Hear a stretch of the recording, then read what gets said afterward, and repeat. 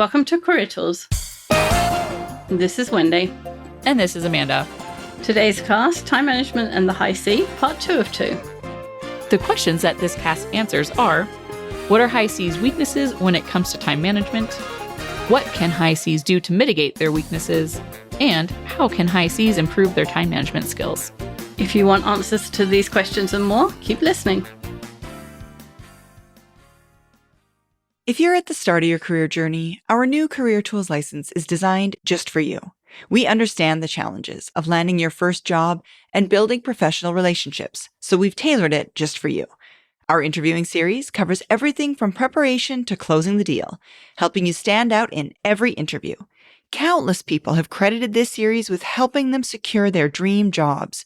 A strong, secure relationship with your first boss can accelerate your career.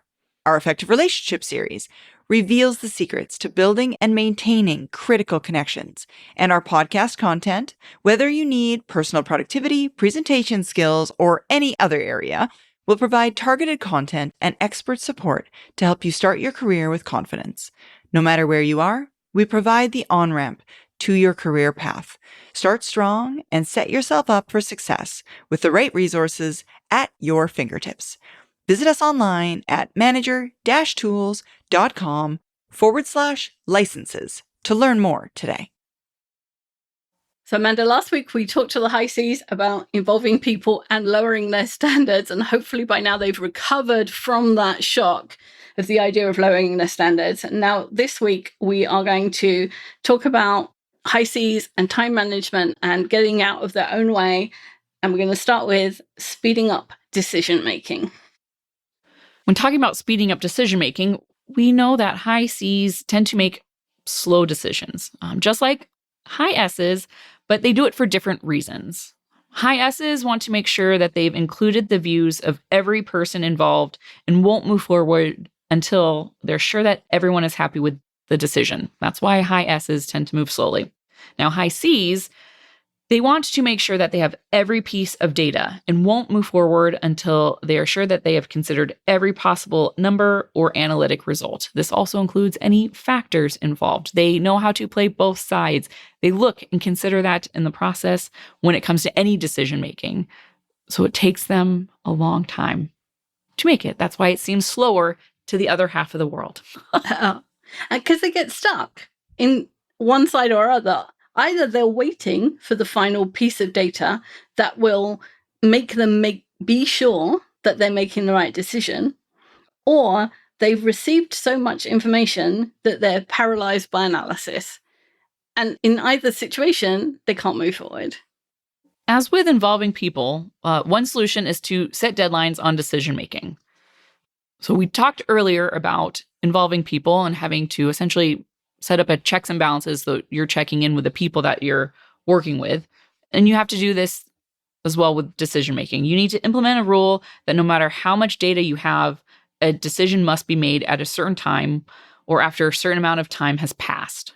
This can be made easier if the decision is reversible. For example, paying extra for cancelable hotel. If you have to make the decision earlier, then you want to be to make it. This could be a good compromise strategy. So if there's limited risk, you can make those decisions earlier. Yeah, or you could set a limit on the number of data sources or the amount of data that you would consider for each decision. Like, I'm only going to consider these 3 high quality data sources. And once I've got those, I'm not looking at anything else. Another strategy, we're going to go back to reduce your standards, which is we should tell people not to drive when we say things like this. So decide in advance what good enough looks like in terms of the information you need to make a decision. So, for example, if you have to gather quotes for a project and you have 4 out of 5 of the quotes that you sent out, is that enough to make a decision right now? Or do you have to wait for 5 quotes? Is that somehow in the rules of, if you work in government, sometimes the rule is you have to have 5 quotes before you can make a determination. Knowing that ahead of time is useful, knowing that what the standard is. Alternatively, you can determine which pieces of data are the most important. So if you buy a house, the maxim is location, location, location, because the location of the house matters way more than anything else. Like, it doesn't matter if you have 4 bedrooms or 3. I guess it does matter if you have 4 bedrooms or 3. But if the house is in the wrong location, that overcomes everything else. So if you think about that, the decisions you make or the projects you work on, what is the equivalent of location for you? What is the one thing that, if it is wrong, if you make the wrong decision, throws everything else out? Knowing what that is helps you make a decision faster, because once you've got that piece of information, you know you can go ahead. Yeah, I like to call that like a deal breaker. Yeah. I can do this, but if this occurs, that's a deal breaker. And sometimes you have to prioritize. But if it's a deal breaker, it's now you know. But think about that ahead of time. In software and product development worlds, there are a number of frameworks used to prioritize and decide which features are the most important. So some of these include SWOT analysis. This is your strengths, weaknesses, opportunities, and threats. The Moscow method, your must-haves, your should-haves, your could-haves, your won't-haves. The Kano model. This is used for classifying product features based on customer satisfaction. And the WSJF, weighted shortest, job first. This is used in agile development. So these are different softwares that have been produced to help you essentially analyze these decisions that you need to make. So if you don't want to do it on your own, leverage these. And if you're used to using those at work, sometimes you can use them to make decisions on your own. Usually they're used for entire projects, but often if you're used to using them, you know how to adapt them to a single decision. One other solution that will work especially well for a high C, because it's data-driven, is to conduct a cost-benefit analysis of further research. So if you look at the value of additional information against the cost of the delayed action, you may well find that further research will not significantly improve the quality of the decision that you're making. And that can help you overcome the tendency to overanalyze and delay decisions. All you have to do, of course, is to commit to following whatever the cost-benefit analysis tells you. You can't do the cost-benefit analysis and then it says, go ahead, and you say, yeah, but no, right? It's like having a coin flip and then saying, yeah, no, I'm not going to go with it. You have to. I just did that coin flip for you, not for me, right? Nope, not today. Yeah. So if you're going to use one of these techniques, in order to help you make a decision, then you have to commit to making the decision when the technique tells you what the answer is. Remember, we're not trying to optimize every decision. We're trying to optimize the best use of time that we have. That potentially means making decisions in a shorter time than we're more comfortable with. So the goal is not to make the perfect decision every time, but to make good decisions efficiently. Starting on October 29th, we are so excited to bring you our virtual EMC with live Spanish translation. We know that we can reach more of you by providing content to other languages, and we're ready to do just that, starting with our virtual EMC. Sign up online at manager-tools.com/training and join us over Zoom starting October 29th at 10 a.m. Eastern. Okay, resistance to change.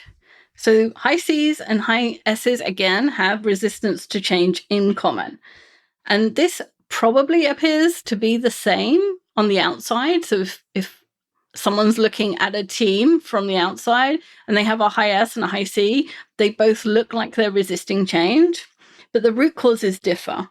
So the high S resistance to change is driven by their need for stability and their dislike of disruption. For a high C, it stems from their need for accuracy and quality and certainty. So they want to be certain that what comes out of this change is as good as what they have right now.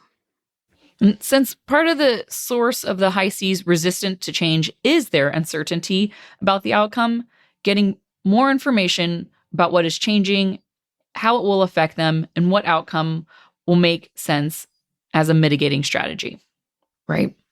However, as a high C, you will still be fighting against your nature, which will always want to take more time for research than is reasonable, and you will want more information that is available. So awareness is really half of the battle here. You're working against your tendencies, and now that you've heard it, we've said it, you're aware, but now you have to have a little bit more self-awareness, right? Because we can tell you all we want, but actually internalizing that is different, and that's okay. It just takes some time. Yeah. So one thing you can do is schedule the time to do the research that you want to do and time limit it. So that will prevent something that you can't change. If change is coming and somebody else in the organization has decided that something is going to change, then time limiting the amount of research you can do is one way to stop it taking over everything else that you're doing. And one strand of research you can do is to establish exactly what's changing and how it affects the elements where quality and accuracy is most important to you. So, for example, if your boss is changing, there's obviously going to be some changes to reporting and routines. Those are two places where quality and accuracy are probably important to you. Obviously, if they want new reports, you want to know that you can provide those reports, that they are accurate, that they provide the level of data that you think the boss should have, and so on. But in the short term, most managers will want to maintain the status quo. And so the only thing you need to focus on initially is establishing a relationship with this new boss. So you might want to do some research on LinkedIn to find out their background, or you might want to talk to some colleagues who've worked with them before. And you can do that in an hour or two if you're already, scheduled to have lunch with those colleagues because you're networking and you're keeping up other relationships. And so you've got an idea of what this boss likes and how they work. And then you're developing that relationship, because actually the reports and the routines and all of that stuff will come later, because most bosses don't walk in and change everything immediately because they don't know what's going on, so they can't change everything immediately. On the other hand, if a system is being changed, you might want to investigate what that means for your own process, how they will change, and how you'll obtain the necessary outputs. Note that this is not an exercise in finding ways to prove that your outputs will be poorer, and therefore that the new system should not be introduced. So what we're telling you is, don't look for ways to say no to the new process, because that's going to be your first reaction because your process is the best. Yeah, because you spent time on it. And that's, again, why folks are more seen as resistant to change in the high C. You're not trying to find holes in the new process, but you're trying to find out and research what that means for your process itself if a new system is being put into place. So it's more of an exercise in using a reasonable amount of time to determine how to work within the new system to produce outputs of acceptable quality, instead of spending days or weeks worrying about it or being concerned about it, which this results in very little productive work. This could turn into days of work, but again, limit yourself by giving yourself specific times and objectives. For example, find out how to replicate X report between 10 a.m. and 12 p.m. on Thursday. Plan ahead. Another way to make change more palatable for high Cs is to view it as an experiment. Propose a hypothesis, choose your measures, write down your method, and measure the outcome. Change the factors and do it again. This is what high Is would call gamification, but high Cs are way too sensible for that. So the last one we have is maintain an efficient pace. And high Cs can easily find themselves behind on a project or left behind in their career because their idea of an efficient pace of work is not the same as those of the people around them. The high C, and to some extent the high S, measures their output by different standards than the high D and high I do. The high C wants to know that the work has been done with absolute accuracy. They will check and double check their work. They will add to their emails, clarifying their point, and then add another bullet and clarify again. They will send emails with attachments, spreadsheets, with macros that should be updated twice, and reams of data to back up their points. And the problem with this is they spend all this time doing the work and it's not valued by the other styles. Hence, my dad makes perfect furniture and I don't value the time he puts into it. The high D just wants the bottom line. The high I and the high S would rather have a conversation. And while the high C is taking the time to perfect their work, others are doing more each week, each month, each year, and that is having an impact on the high C's career. Using the techniques we discussed earlier to decide what the standard should be for each piece of work will help, as will speeding up the decision-making. One more technique is to produce a bad first draft and iterate on it, rather than trying to achieve perfection on the first try. And high C's are good at planning, so leverage that skill to help you plan and be efficient with your time and see if you're falling behind. Knowing what your yearly goals are, breaking them down into smaller chunks and measuring your progress will help you keep up, as long as you don't fall into the trap of working on your system more than you're working in your system. Don't constantly tweak your system or make new systems, make new plans. You have to make a plan and then work the plan so that you're actually doing the work. But if you can do that, you are good at making plans and you will keep up. In addition, use your technology. High Cs are usually the people who know how to use their tools and softwares best to automate repetitive tasks and data verification.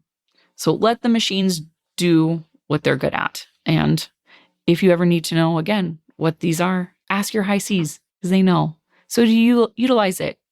Work smart. Yes. Right? Definitely. Being a high C is not a strength or a weakness, any more than being a high D, an I, or an S is.